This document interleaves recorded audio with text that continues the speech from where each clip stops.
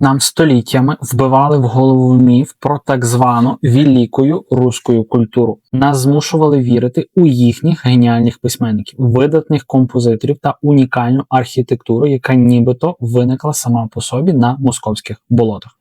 Але що, як я скажу вам, що фундамент усієї цієї імперської вигаданої величі був просто вкрадений? Що найвідоміші російські генії насправді вчилися за українськими підручниками, а саму ідею так званої Російської імперії, її церковну структуру та ідеологію сформували українці.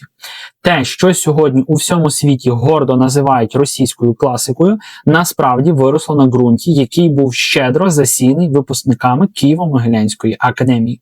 Поки в Києві вирувало європейське бароко, Московія сиділа в глухій культурній ізоляції. Їм терміново потрібні були мізки, і вони їх просто забрали. Сьогодні ми розкриємо чи не найбільшу таємницю, яку ретельно приховували і вичищали в архівах імперії. Як українське козацьке бароко 17 та 18 століть стало головним інтелектуальним донором для створення міфу про Москву. Як вони привласнили нашу музику, нашу архітектуру, нашу граматику. І головне, як у нас вкрали нашу музу. Вітаю на каналі Контури Історії. Тут ми розвиваємо імперські міфи буквально над-русски. Просто погляньте на карту Східної Європи того часу. Російська пропаганда століттями малює нам образ України як такого собі, так би мовити, дикого поля. А Москву позиціонує як центр цивілізації та всього просвітництва. Але історична реальність була діаметрально протилежною. Саме з Києва, Чернігова, Полтави та Острога до болотистої, закритої Московії безперервним потоком йшли європейські ідеї, книги, технології, а саме головне – люди. Цей інтелектуальний потік тривав не рік і не два, він тривав десятиліття. Росіяни цілеспрямовано викачували наших найкращих випускників, наших філософів та архітекторів, щоб ті з нуля будували їм імперський державний апарат. Те, що світ сьогодні знає як російську літературну мову, російську хорову школу чи навіть їхню архітектуру, це все перетворені та нахабно привласнені здобутки української нації. Сьогодні ми крок за кроком, спираючись виключно на архівні документи, розкриємо цю таємницю. Ви дізнаєтесь, як українці фактично власноруч створили культурний фундамент для своїх майбутніх поневолювачів. Ми назвемо конкретні імена та конкретні прізвища, покажемо вкрадені твори і пояснимо, чому Росія так панічно боїться правди про своє 17 століття. Це розслідування наймасштабнішого культурного мародерства в світовій історії. Вітаю на каналі Контури Історії. Тут ми зриваємо маски з російської пропаганди, розбиваємо імперські міфи над-русски та повертаємо собі нашу справжню спадщину. Не забудьте підписатися та поставити лайк цьому відео, а ми з вами починаємо.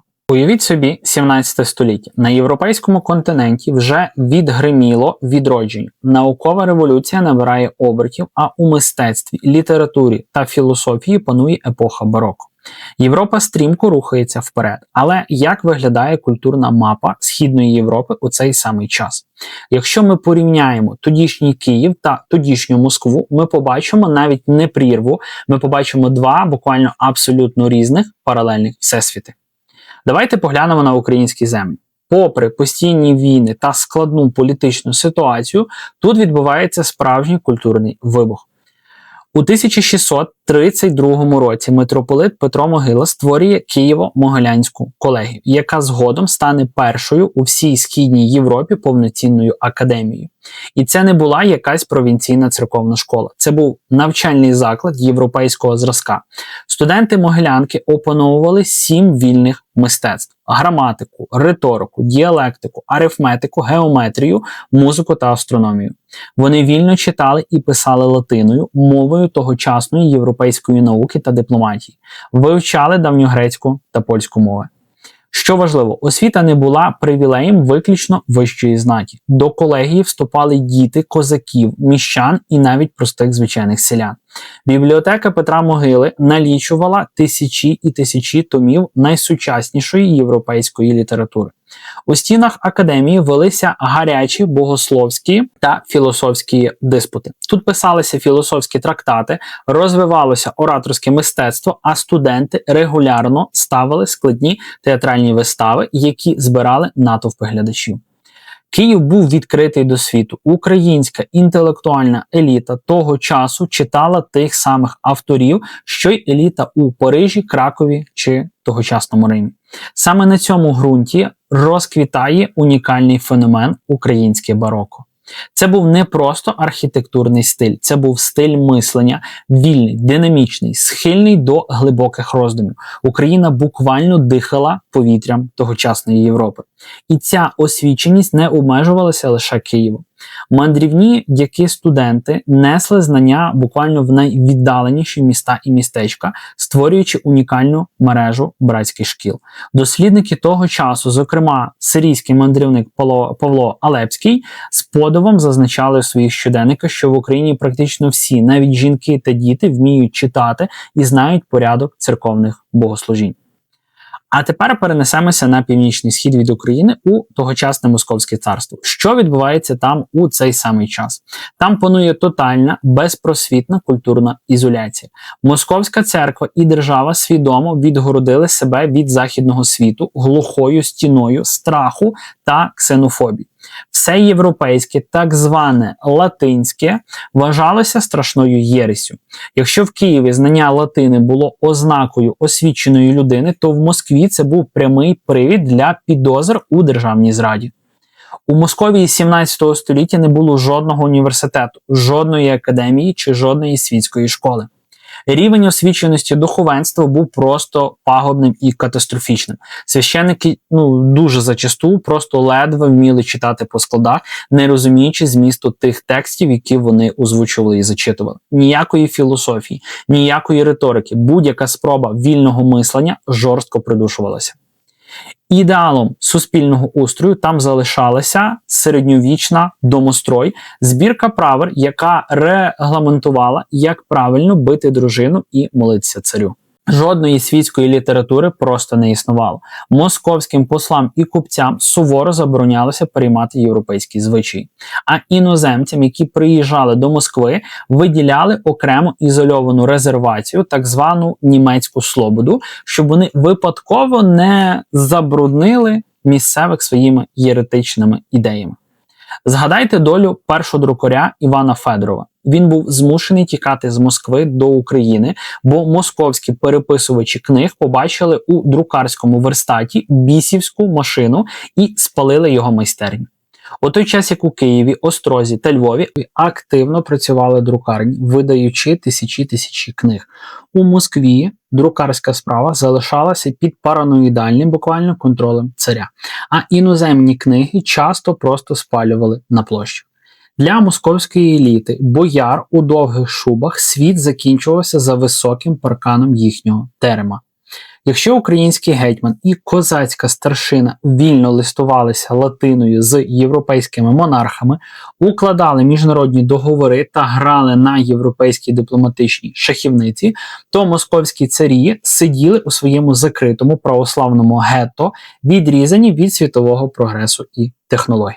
Але наприкінці 17 століття ситуація різко змінюється. Московські правителі, спочатку Олексій Михайлович, а потім його син Петро І зіткнулися з жорстокою реальністю. Щоб воювати з європейськими сусідами, будувати флот та ефективну державну машину, їм життєво просто необхідні були освічені люди – дипломати, перекладачі, інженери та ідеологи. А взяти їх просто було ніде. Запрошувати іноземців із Заходу дорого, до того ж вони були чужинцями, які не знали місцевих реалій. І тоді погляди московських царів звернулися на південь. На українські землі вони побачили там готову, освічену еліту, людей, які знали європейські мови, розуміли політику і вміли писати потужні тексти. Це стало початком грандіозного історичного процесу. Москва почала масово і безжально викачувати інтелектуальний ресурс з України, їх манили туди обіцянками високих посад, величезних статків та впливу на державні справи. Імперія, що зароджувалася, діяла просто як хижак. Вона поглинала найсвітліші розуми Києво-Могилянської академії, виснажуючи, власне кажучи, ту саму Україну, але створюючи свій імперський міф. Так званий український десант вирушив на північ, щоб буквально навчити вчорашніх дикунів азбуці та основам державного управління. І саме з цього моменту починається історія того, як українці власноруч створили їхню культуру, яку Москва згодом зухвало назве своєю. На зламі 17 та 18 століть на московський престол сідає молодий та амбітний цар Петро І. Він марить ідеєю перетворити своє відстале, ізольоване від світу царство на потужну європейську імперію. Йому потрібні кораблі, йому потрібна регулярна армія, йому потрібна дипломатія та сучасна промисловість. Але він стикається з фундаментальною проблемою, яка ставить хрест на всіх його планах. У нього просто немає ким це все будувати. Державний апарат Московії складається з бояр, які ледве вміють читати, вірять у забобони і вважають геометрію та астрономію просто якимись бісівськими науками. Петро І починає масово завозити іноземців з Європи – німців, голландців, шотландців. Але тут виникає інша стіна – мовна та ментальна прірва. Європейці не розуміли місцевих реалій, місцеве населення просто ненавиділо іноземців. А самі іноземці дивилися на московитів просто як на якихось аборигенів. Вони могли будувати корабель, але вони не могли створити ідеологію, написати закони, реформувати церкву та систему освіти. І тоді імперія робить свій найголовніший стратегічний крок. Вона звертає погляд на південь, на, власне, Україну. Петро І розуміє, навіщо наймати дорогих німців, які не розуміють мови, якщо поруч є українські землі, де вже існує готова європейська і освічена еліта. Люди, які чудово знають латину, які вміють писати розкішні трактати, дипломатичні листи і які завдяки знанню церковно-слов'янської можуть порозумітися, власне, з московським населенням. Починається процес, який сучасні історики називають інтелектуальним десантом, а якщо казати прямо, це було безпрецедентне викачування мізків. Московські правителі починають цілеспрямовано і масово перетягувати на себе, власне кажучи, випускників та викладачів Києво-Могилянської академії. Їм пропонують просто колосально величезні гроші, найвищі церковні та державні посади. Їх буквально змушують переїжджати до Москви та новозбудованого Петербурга. І ось що роблять ці українці, переїхавши в холодну, неосвічену Московію. Вони починають з нуля будувати їм систему освіти і культури. Вони відкривають там перші школи за київським зразком. Вони стають першими ректорами московських академій, вони стають особистими вчителями царських дітей. Але найголовніше, вони приносять туди мову та літературу. Тут ми підходимо до, чи, скажімо так, не найбільшого міфу, яким нас годувала російська пропаганда. Нам століттями розповідали про великого генія Михайла Ломоносова. Пам'ятаєте цю казку зі шкільної програми? Звичайний селянський хлопець із Холмогорів, який пішки прийшов до Москви і завдяки своїй неймовірній вродженій російській геніальності став батьком всієї російської науки та літератури. Ну, красива ж історія, правда?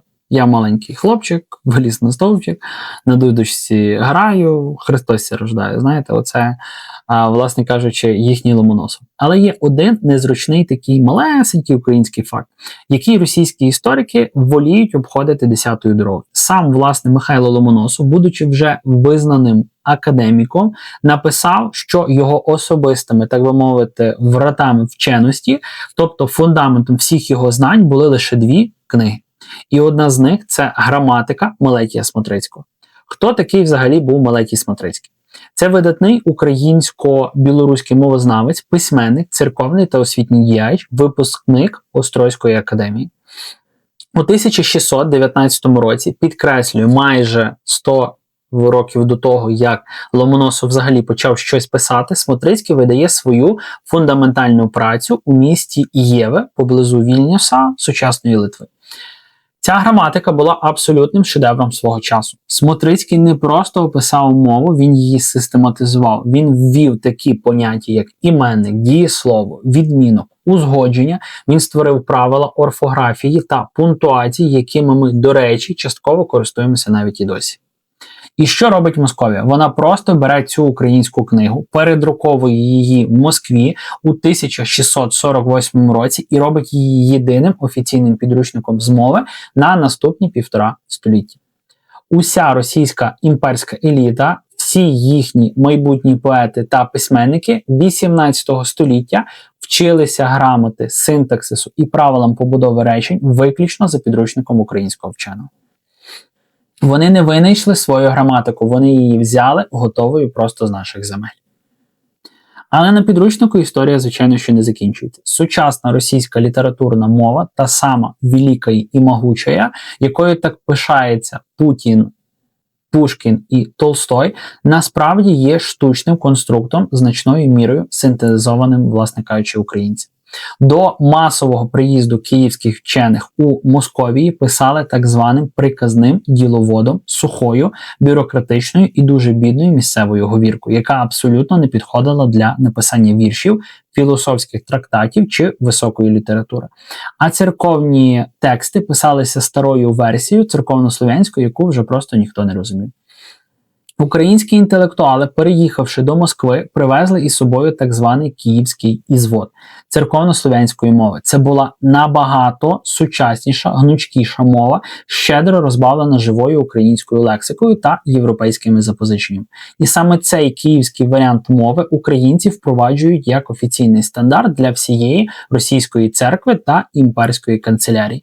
Вони буквально змусили московитів молитися і писати документами за київськими правилами. Більше того, українці навчили росіян писати вірші. До 17 століття у Московії взагалі не існувало поезії в європейському розумінні. Там були лише народні частівки та балини, частушки та нібеліци. Саме випускники Києво-Могилянки, такі як Симеон Полоцький, а згодом Феофан Прокопович, привезли до Москви просто силабічне віршування. Вони першими почали писати для царів оди, поеми та панегірики, використовуючи багатий стиль українського бароко. Росіяни побачили цю форму пишну, власне, метафоричну, складну і просто натягнули її на себе, як це вони робили завжди. Те, що у 18 столітті назвуть зародженням російської класичної літератури, насправді було прямим копіюванням української барокової традиції. Ми дали їм граматику, ми дали їм стиль, ми дали їм словниковий запас і навчили їх римувати. Без українського інтелектуального донорства та граматики Смотрицького Пушкіну просто не було б чим, як писати його віршики. Отже, українці дали московитам мову, словниковий запас і навчили їх складати вірші. Але для побудови справжньої імперії самої лише граматики було, звичайно, що недостатньо. Потрібна була велика ідеологія, потрібен був масштабний державний міф, потрібна була ідеологія, яка б обґрунтувала, чому вчорашнє відстале Московське царство раптом має право називатися Європейською імперією. І як ви вже, мабуть, здогадалися, у самого Петра І та його неосвічених бояр просто не було інтелектуальної спроможності таку ідеологію вигадати. Їм потрібні були політтехнологи, найкращі уми свого часу. Знайомтеся з 3 буквально стовпами, на яких тримається весь фундамент так званої російської величі. Стефан Яворський, Дмитрій Туптало, якого росіяни знають як Дмитрія Ростовського. І нарешті найголовніший архітектор імперії Феофан Прокопович. Що об'єднує цих 3 людей? Усі вони блискучі випускники, а згодом і викладачі Києво-Могилянської академії. Усі вони народилися і сформувалися в Україні. І всіх їх Петро І шляхом шантажу, підкупу та обіцянок просто безмежної влади перетягнув на північ, щоб вони створили для нього державу. Почнемо з Дмитрія Туптала. Він народився на Київщині у містечку Макарів у родині козацького сотника. Видатний письменник, богослов, людина колосальної просто європейської ерудиції. Петро І викликає його до Москви і призначає митрополитом Ростовським. Коли Туптало приїхав на свою нову кафедру в Ростові, він був просто шокований і рівнем дикунства місцевого російського духовенства. В одному зі своїх листів він писав, що місцеві священники просто не знають навіть базових молитов, плутають слова в богослужіннях, а в їхніх домах замість книг суцільне пияцтво. Що робить українець Туптело? Він відкриває там школу за київським зразком. Він привозить туди український шкільний театр і починає ставити вистави, щоб буквально хоч якось цивілізувати місцеве населення. Але його головний внесок був зовсім іншому. Дмитрій Туптело є автором грандіозної фундаментальної праці «Читії Мінеї» або «Життя святих». Це була головна книга для читання у всій Російській імперії буквально на наступні 200 років. Уявіть собі на секунду цю картину. Ось буквально кожна освічена і напівосвічена російська людина з покоління в покоління читала про святих і формувала свій світогляд виключно через тексти, написані українцем, українським стилем та з українською бароковою ментальністю. Російська церква і досі вважає його ледь не своїм головним святим письменником, старанно замовчуючи той факт, що він дивився буквально на них, як на невігласів, яких треба рятувати від абсолютної темряви. Друга постать – Стеофан Яворський, уродженець Галичини, вихованець Києво-Могилянської академії. Коли у 1700 році помирає московський патріарх, Петро І вирішує більше нікого на цю посаду не призначати. Цар хотів абсолютної влади, і він ставить на чолі всієї російської церкви так званий місцеблюстителем патріаршого престолу, кого? Правильно, звичайно, що українця Стеофана Яворського. Саме Яворський стає головним церковним адміністратором імперії в найскладніший період її формування. Він був людиною консервативною, але неймовірно освіченою. Його проповіді були настільки сильними та майстерними, що Петро І, за свідченнями сучасників, слухав його просто з відкритим ротом. Цікавий факт. Яворський дуже сумував за Україною. Він терпіти буквально не міг Москву і неодноразово благав царя відпустити його назад до Києва, до рідної Могилянки. Але Петро тримав його просто мертвою хваткою. Царю потрібен був грамотний управлінець, який здатен тримати в покорі величезну церковну машину. І коли цар вирішив остаточно скасувати патріаршество і створити священний синод, це було Державне міністерство у справах релігії, саме Стефан Яворський став його першим президентом. Українець очолив російську церкву в момент її найбільшої трансформації. Але якщо Туптело і Яворський був важливими, так би мовити, вони були важливими гвинтиками, то людиною, яка вигадала всю Російську імперію у тому вигляді, в якому ми її знаємо, був, власне, Феофан Прокопович. Це без перебільшення одна з найпросто геніальніших і водночас найтрагічніших постатей всієї нашої історії. Блискучий оратор, філософ, математик, ректор Києво-Могилянської академії. Він був інтелектуальною зіркою європейського масштабу. Петро І забирає його до Петербурга і робить своїм головним ідеологом, своїм особистим політтехнологом. Слухайте уважно. Саме українець Феофан Прокопович розробив ідеологічну концепцію перетворення Московського царства на Російську імперію. Це він обґрунтував необхідність прийняття Петром титулу імператора Всеросійського. Це він створив для них міф про спадкоємність від нашої Русі, привласнивши нашу історію, щоб надати європейської ваги тим диким московським болотам. Більше того, Прокопович власноруч написав так званий духовний регламент. Це безпрецедентний в історії документ, який остаточно знищив незалежність церкви і повністю підпорядкував її державі. За цим регламентом священники були зобов'язані порушувати таємницю сповіді і доносити владі на людей, якщо ті говорили щось проти царя. Ви дивуєтесь сьогодні, що Російська православна церква – це філія ФСБ, а їхній патріарх благословляє ракети, які летять на наші з вами міста. Так от, фундамент цієї державної церковної машини, яка обслуговує диктатора, заклав у 18 столітті випускник Києво-Могилянської академії Феофан Прокопович. Московські попи його просто люто ненавиділи, називали єретиком і масоном, але нічого не могли зробити, бо за ним стояв сам власний імператор. Тут виникає цілком логічне запитання, навіщо вони взагалі це робили? Навіщо найрозумніші українці свого часу їхали до Петербурга і будували цю імперську потвору? Відповідь складна. З одного боку, це були, звичайно, що амбіції. Масштаб імперії давав їм колосальні можливості, багатство і владу, якої вони ніколи, власне кажучи, не могли і не мали би здобути у роздертій від війн постійних України. З іншого боку, багато хто з них щиро, банально вірив у свою цивілізаційну місію. Вони дивилися на росіян просто як не дикунів, яких треба навчити манерам, мові та європейській культурі. Вони вірили, що зможуть змінити цю країну зсередини, керуючи нею просто через освіту. Але вони фатально помилилися. Це найбільша трагедія українського інтелекту. Вони власноруч створили імперського Франкенштейна, вони дали йому мову, вони дали йому ідеологію, вони збудували йому державний апарат. А коли цей Франкенштейн зміцнів, встав на ноги і відчув свою силу, він обернувся проти своїх творців. Та сама Російська імперія, яку ідеологічно будував українець, Прокопович згодом знищить українську автономію, зруйнує Запорізьку Січ, заборонить українську мову і перетворить славетну Києво-Могилянську академію, ту саму, яка дала Росії все, просто на звичайну провінційну духовну семінарію.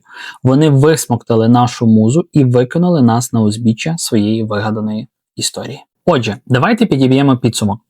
Російська імперія не виникла сама по собі. Вона була штучно сконструйована, виписана і систематизована українськими інтелектуалами. Вони взяли нашу граматику і зробили її своєю. Вони взяли наш київський варіант церковно-слов'янської і зліпили з неї свою літературну мову. І найголовніше, саме українці придумали саму ідею Російської імперії.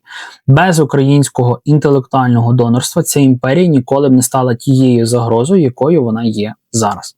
Вони висмоктали нашу музу, переписали історію і спробували стерти, власне кажучи, пам'ять про те, хто насправді кого вчив читати і мислити. Але імперія крала не лише розум, вона крала і душу. Вона привласнила нашу музику, перетворивши наших геніїв на своїх великих композиторів. А тих, хто відмовлявся коритися, просто знищували. Про те, як Росія вкрала українську класичну музику і яка страшна доля спіткала геніального Артема Венделя, я вже зробив окреме велике розслідування, яке ви можете переглянути після цього етеру на моєму каналі. Воно зараз буде, власне, транслюватися на вашому екрані. Обов'язково переходьте і дивіться буквально після цього відео одразу, щоб скласти цей пазл повністю до кінця. І наостанок, друзі, створення таких масштабних і глибоких історичних розслідувань потребує багато часу та ресурсів. Якщо вам подобається те, що ми робимо, відтепер ви можете підтримати канал, ставши його офіційним спонсором прямо тут, прямо на Ютубі і прямо зараз. Можете натискати кнопку «Стати спонсором», вона у вас буде, власне, одразу під цим відео і долучатися до нашої спільноти, хто, власне кажучи, підтримує контрісторії. Також, якщо ви маєте бажання підтримати мою роботу одноразовим донатом, всі реквізити там на Монобанку там, чи на Приват будуть закріплених в першому коментарі під цим відео. Також в описі будуть всі актуальні реквізити. Ваша підтримка – це найпотужніша інвестиція в український інформаційний простір. І не забудьте підписатися на канал Контрісторії, поставити вподобайку цьому відео та написати в коментарях, який з цих фактів, які висвітлювалися в цьому відео, вас вразив, можливо, найбільше. Дякую, що були з нами, бережіть себе, до нових зустрічей та слава Україні!